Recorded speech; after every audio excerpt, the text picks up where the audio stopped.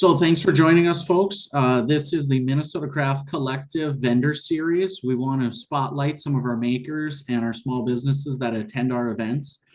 Today, I have with me JoLynn Larson from Tailgate Spices, and we're going to go through their origin story and a little bit about what they do in their business, and then her tips and tricks and advice for other people starting small businesses or going to craft shows and vendor events. So thanks for being with us, JoLynn. Yeah, thanks for having me. So talk to us a little bit about the story. How did Tailgate Spices get started? Well, let's see.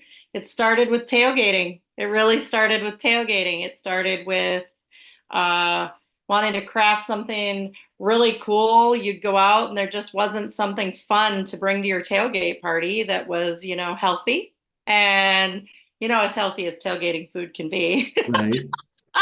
Um, and so no one was really catering. There were no spices that were catering to the fun of tailgating, and there was nothing gluten free, that's for sure. And that was a big thing, just knowing that we needed some gluten free options for our family members that have celiacs and have some gluten intolerance. So, yeah. So talk to us about the people that are behind your brand, right? So it's not just you, there's a It is not. team. It is. We are a team, a mighty but small team. How do we, and we wouldn't be able to pull it off if we didn't have all of the, kind of help around the community and our volunteers and people who just step in. But we have Ben Tice. He is our president, our great marketing partner. He's amazing. And we have Lori Ingram.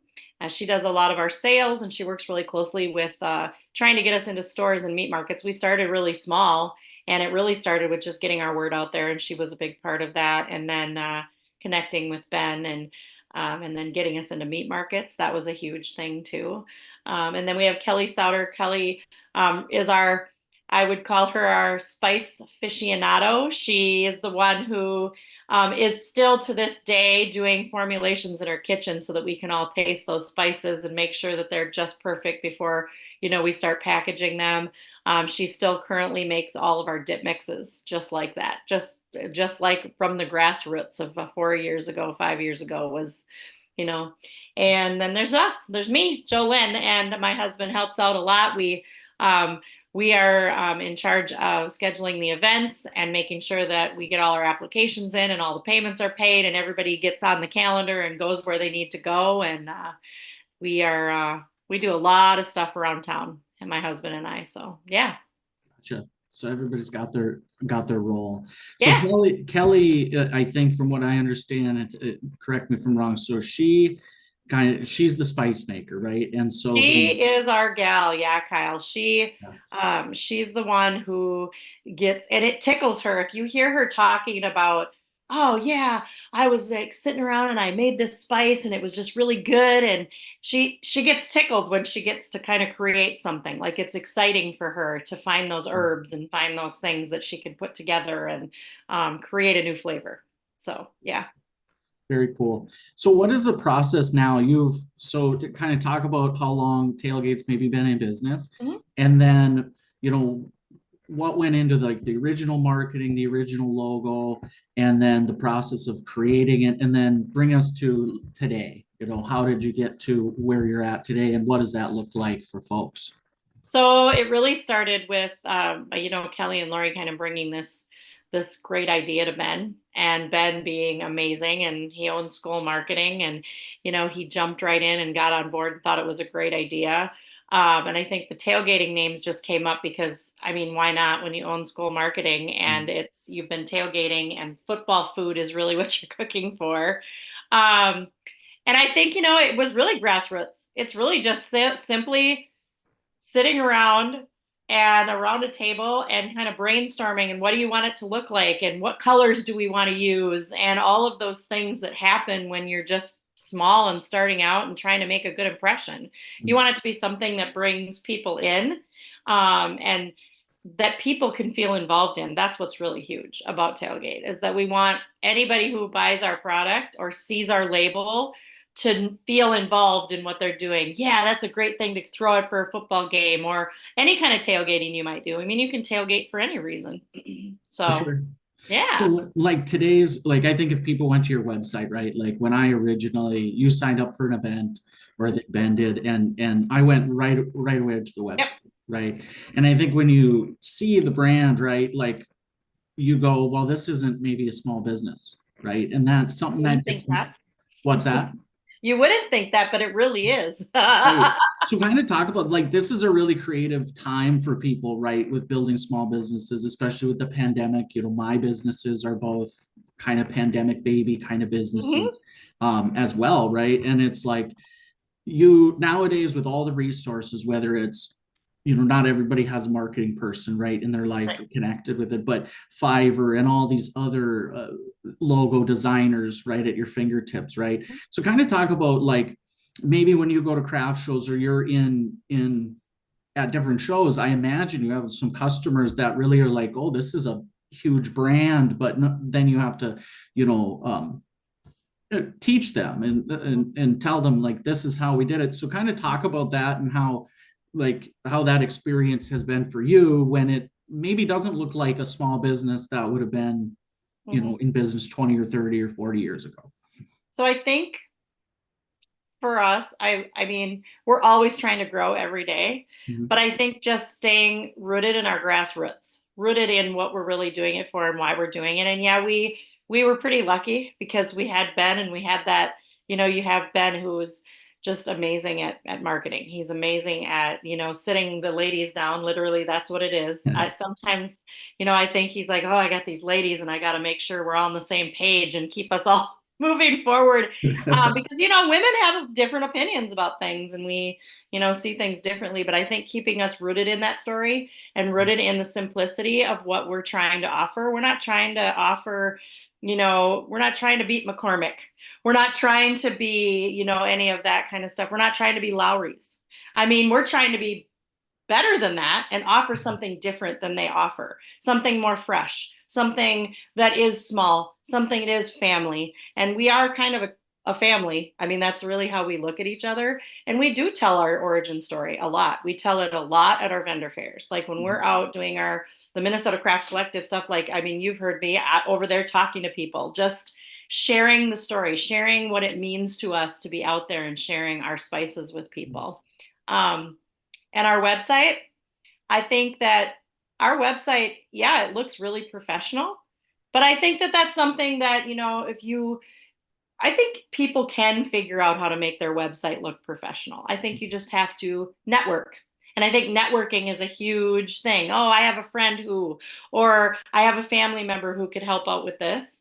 So I think, networking is really huge in that area of making that website look professional. And I think, when you started out just serving your stuff in glass bottles, just having your own labels and labeling everything yourself and, putting it together and then growing that business, it's not easy. I mean, growing those spices, I know, now there's a lot of working with food scientists to ensure that whatever is made at that kitchen table that we've tasted, we can produce that in a way that we can have a bottling facility or a packaging facility partner, a distributor help us to make sure those are sealed and make sure that they're bottled nicely and they're labeled nicely and get us to us. But I can tell you, we still order on small pallets. They still come and they're unloaded at an office. We don't have fork trucks, driving around and helping us unload stuff. It's still in a very small, just a small office space that we host our stuff. So, yeah. No, that's great. So uh, I know we were going to kind of do this in three parts. Talk Yeah. about, so you, tailgating's at the root of this, right? So Yeah. tailgating and quality, healthy Hmm. spices, right? Yeah. Kind of talk about how those stories and how tailgating is a part of the business still. And I know you do a little bit of work now with Hy-Vee or in some of their stores, and also you go to these different events, whether it be a craft show type of setting or markets that are outside, right? Yeah. That are at maybe high school football games. Kind of talk to us about that. Talk to us about how those stories have inspired you on names or whatever it be. Oh, absolutely. So I think the football names are paramount. Like I know I think that you just start thinking of, oh, what kind of spice would go with that name that comes with a football game? Or, you know what I'm saying? That Mhm. call or that play or, the red zone of the field for football. So I think, that's where the fun comes in. That's the fun part of the Yeah. business. That's the fun part. But I think, when it really started to blow up was we found some events that really offered us the opportunity to share the story and the vision with larger markets. So it started with, man, we're just going to stop into this meat market and drop off some spices and see if they want to taste it. And then that meat market saying, yeah, I want to carry your stuff. Mhm. And then smaller stores. Um, and then recently, after attending what's called the Feast, um, we got a contract with Fresh Time. And so we are in Fresh Time stores as well now, and we're doing a lot of cooking demos. And it's a lot of work. It's not, Lori and Kelly are out doing cooking demos in our Fresh Time stores all the time. And Hy-Vee was a huge stepping stone for us as well, the Hy-Vee in Brooklyn Park. And we've done a lot of player, Viking legend appearances, even for a couple of your Mhm. vets too, Kyle. And I'm working on another one. So yeah, I mean, those player appearances, we have, some Vikings legends that are very supportive of the spices and use them. And we have Viking chefs that use our spices. Um, Mhm. and that's been a huge thing too, because they see the value in having those clean spices and having them be as fresh as possible, and the gluten free and the no MSG that's in them too. Because a lot of spices, I think people don't really read those labels. At least when you read our Right. label, you know what you're getting in that bottle. But the vendor events, man, just connecting with people, networking with Mhm. people, talking about what we do and what we offer, um, has helped us to grow. It's really word of mouth. It's who you know, and getting out there and picking the right events. I think that's a huge thing. Mhm. Picking the right events. I know this year we're really going to focus a lot on outside of the metro area and getting out farther, broader, out into different areas and more rural areas, and getting out more in northern Minnesota and maybe some Wisconsin, South Dakota, North Dakota areas. And we have gone down as far as Iowa. So we have one store down in Iowa right now. So, Mhm. and they're not big stores. It's a hardware store that just sells a lot of grills.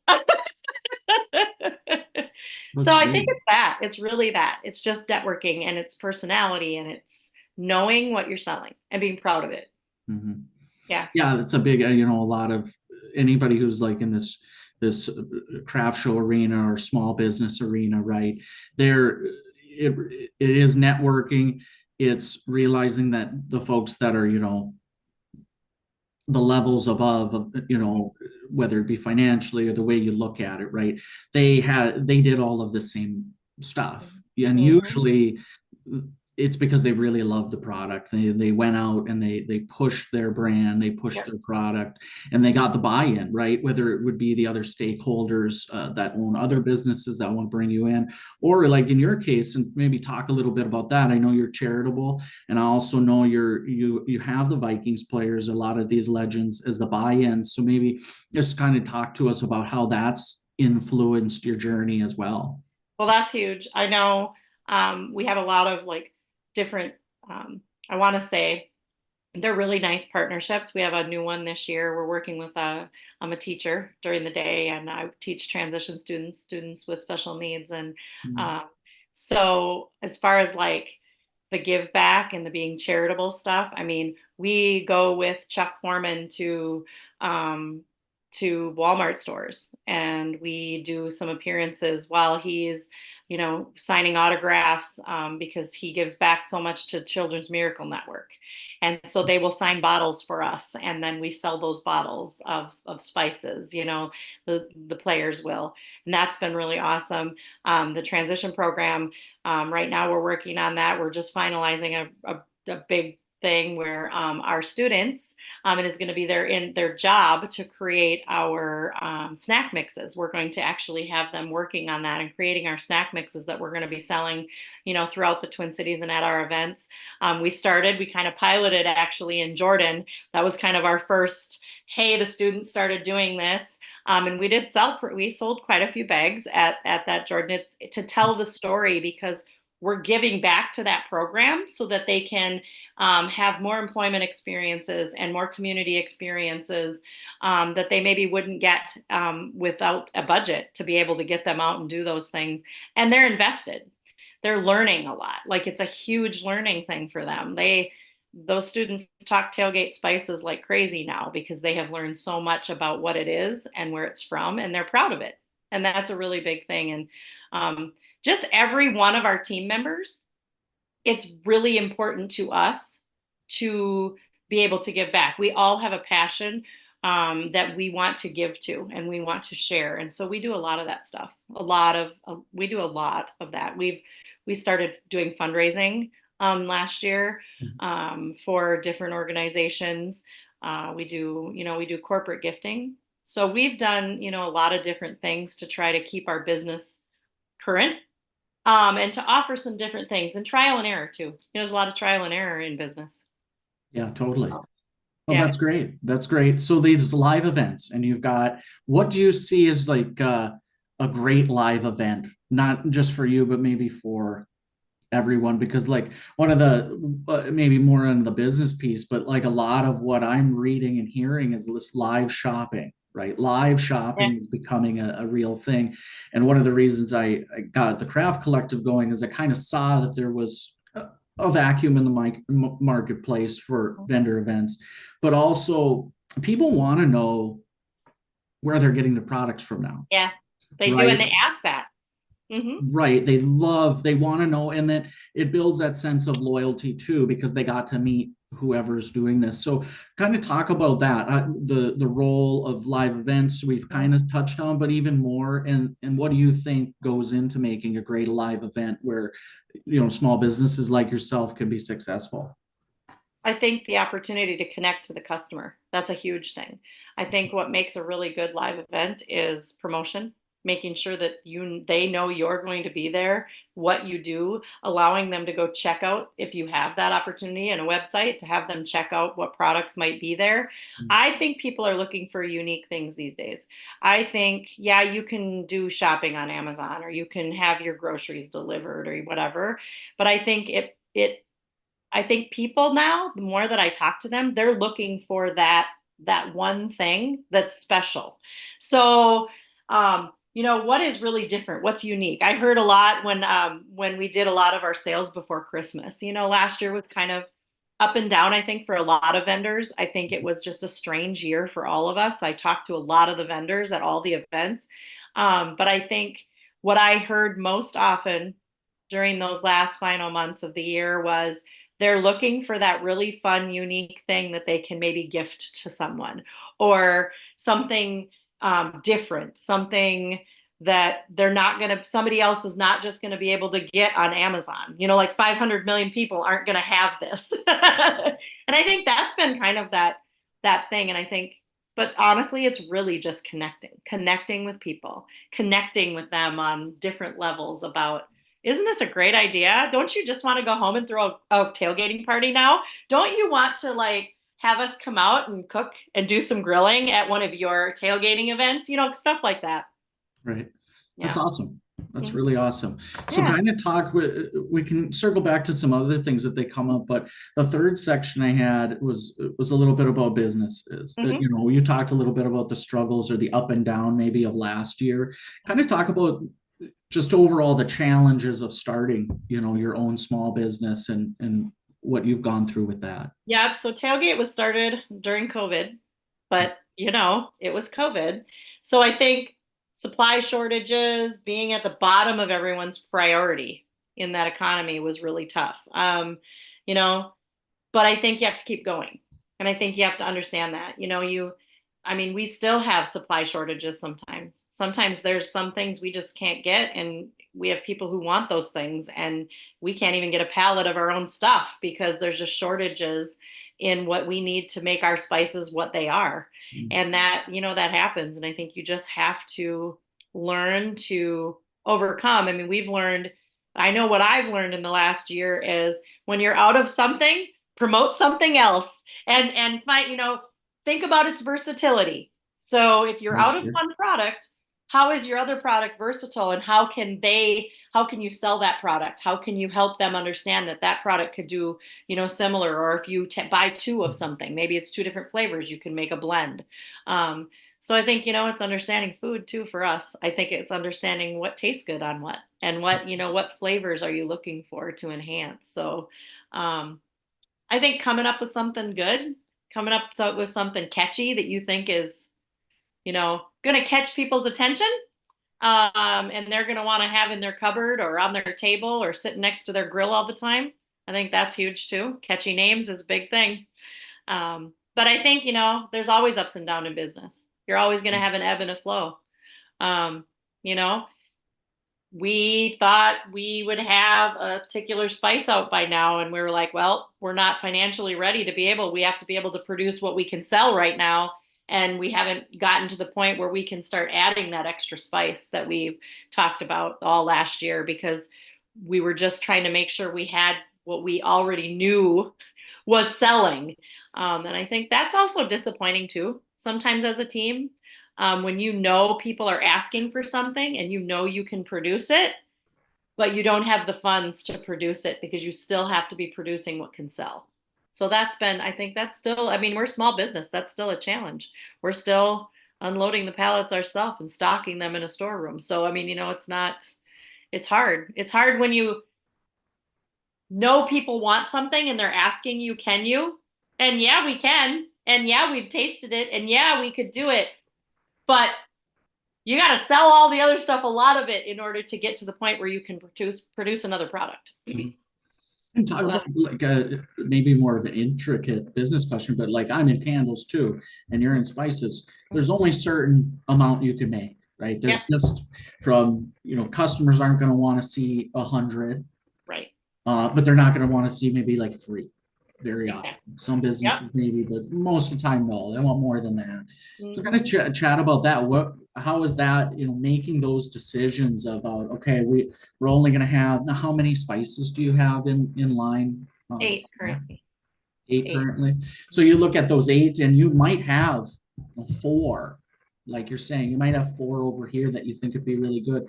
But how do you make those decisions? As a team, I'm sure, but where do you think it comes down to for you to make those decisions? On what are we going to go with? How So many I do we think, need? first of all, you start with the basics, Kyle. Honestly, we knew we needed protein blends, right? So we've got our fair catch for that seafood and that fish.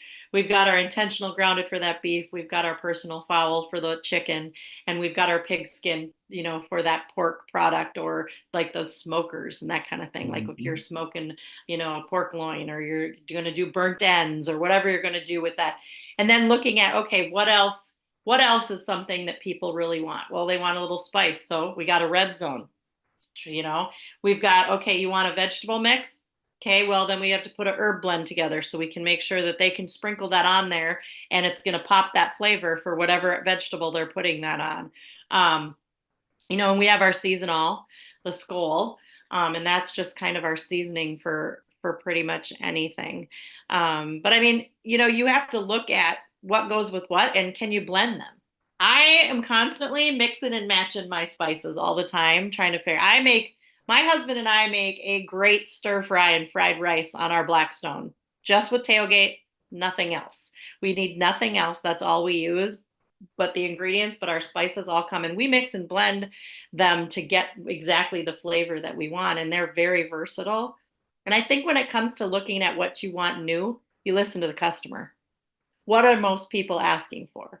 Right now, our customers ask us every time, do you have a salt-free blend? Because your spices are so flavorful and they're fresh, and you use very little of them to pop that flavor. They are looking for that salt-free blend. So we set out to do it, but again, back to, you have to have the money to produce the next spice. So, I think it's really that listening to the customer a lot once you get into it. I think people have a sense when they're starting a business. They know what the basic idea is. They know what their basic product should be. It's the what filters in afterwards. I think that, you start listening to what people need or want, and And you that might be helps. surprised. Yeah. Yeah. Yeah. Yeah. Do you have a blend book by chance? Put you on. Do you have a blend book for your customers too that you've put out there, or some maybe someplace on Facebook or on social media where you've gone that direction? I know. So we do have some recipes and stuff on our website. I do know that we just got a message. Somebody's doing a cookbook, so they were looking for recipes. But if anybody wanted anything, if they messaged the website info, we'd get them the information always. So yeah, we're still small enough that we can get that personal message back. I mean, I have a Christmas story. I do the Clearwater Farmers Market out here, and I teach sign language during the summer. And one of my students had stopped by, and her mom, and Christmas came, and this order came through, and Lori was taking care of the orders, and she calls me and she says, "Hey Joe, I got an order in Clearwater. Can you just deliver that for them, package it up, wrap it, and bring it to them?" And so we still even do personal delivery if that's the case, because it was right in my neighborhood. And it was really exciting. They were so excited when I drove up. So I think, if somebody asks me, we'll give them a recipe, or we'll give them a blend, or you know, but it's fun. It's fun to do that. We still want to be, in at face to face with our customers. But I don't think any of us ever want to lose that. I don't think that's ever the mission, is not to be so huge that you lose that connection with the people that you're serving. That's a huge thing. So, yeah. So two more questions. The Yeah. first is aspiring entrepreneurs. So people that are going to watch this, a lot of the folks that are probably going to watch this interview are our fellow vendors that come to craft show events in the state of Mhm. Minnesota.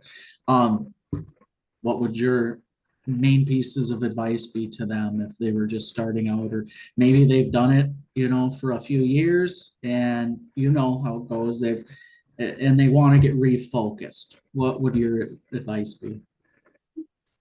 Keep it simple.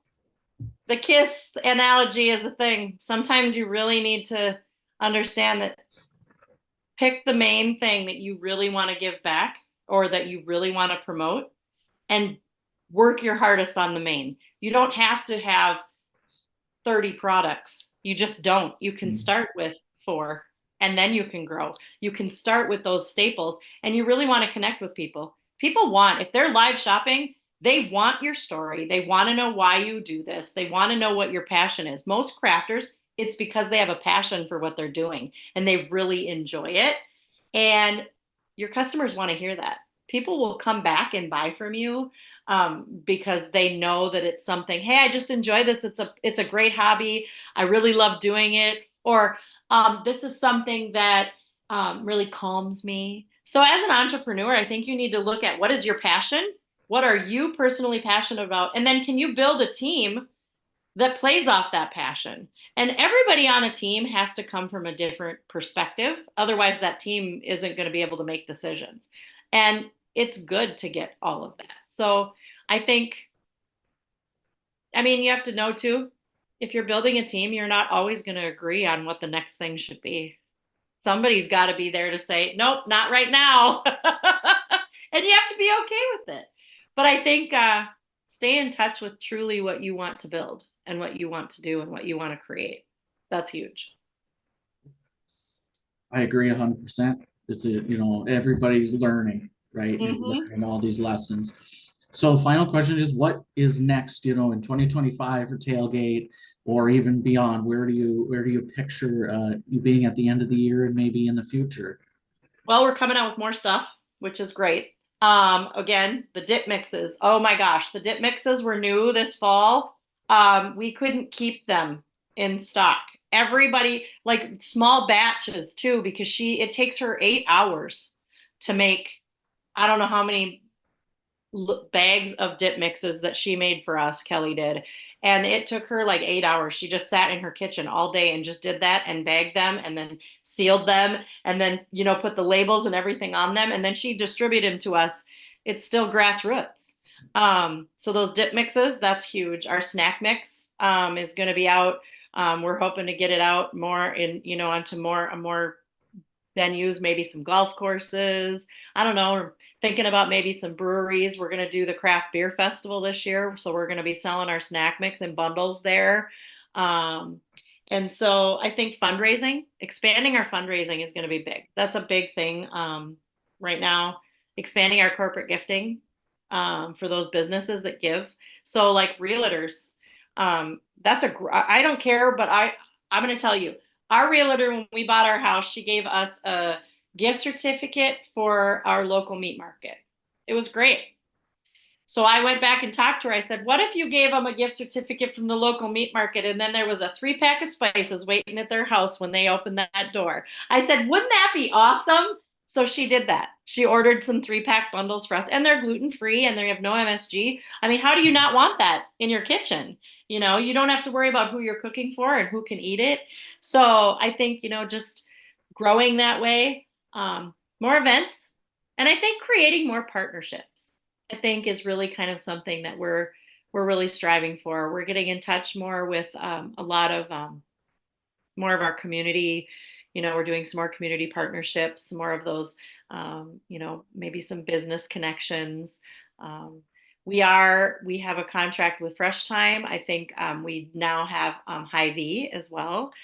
We are in a variety of Shields stores. Just not all our spices are in all of those, though. They pick and choose what they want to carry. I was in Reno, Nevada, visiting my family in November, and they had our Bloody Mary mix at Shields. And so I took a picture holding it there. It was pretty exciting. Yeah. So I think that's what's next. I think we're just going to keep developing. We're looking at more products. We're still working on that salt-free blend that I mean, we just have to get it perfected and get it exactly the way we want it, and get it ready. And dip packs, dips and snacks is going to be great. Lots of snack varieties. Complementary products. Yeah. And they're still going to always, I don't know if the vision is ever stop having that personal touch with those dip mixes and those snack mixes, because that gets us out there talking to our people and to our customers and listening to them. And I think that's a huge thing too. So. And so many companies, even very large companies, they come to these type of events too a lot of times, and they want to be there to meet the people face to face and get that feedback. So absolutely. Before we wrap up, is there anything else you'd like to add? Any final thoughts for us all? No, I think that you just need to keep trying, keep plugging along, no matter who you are. I think that you got to take, the highs when they're high, and then you have to learn how to manage the lows. And I think that's really what Tailgate's success has been through these last 4-5 years, is that exact message. You got to just understand the ebbs and flows, and, lick your wounds, get up, go the next day. Not every live event is going to be a great event. Trust me, last year I did a few where I didn't even make what I paid to be at the vendor booth. So, and that is hard. That is really hard. So when you're dealing with live sales, you have to know that there is a chance. And then another thing, keep track every year of what events you've done, what your cost you to do it, and what your sales were. So you can go back and look at those events, and then you can have that conversation with your team or with yourself even. Okay, I spent this much time. Maybe it was a first event for that person. Maybe it was that person's first event they've ever, first venue that they've ever put on. Maybe, like you, Kyle. Maybe it was the first Minnesota Craft Collectible event in that area. Maybe it wasn't that great. Well, why not? Maybe that's something you call that organizer and you say, okay, what did you do, or what could I have done as a vendor to help bring and drive that business? So, just keep track of the events and always reevaluate, and know when you need to pull back. Totally. You can't do every single event, because you will lose money if you do every single event, and you will be exhausted. Yeah, it's balancing that. It's like, if you own a retail store, right? Not every day a retail store is open or a bunch of people going to come through the door. Right. For a ton of, could be weather, could be it's a Tuesday, it could be, whatever it happens to be. So I think those are great pieces of advice. And the other thing too for small businesses is advertising themselves like you do, building a following, when we built, now we're approaching, I think, 1,500 followers on Facebook as of right now.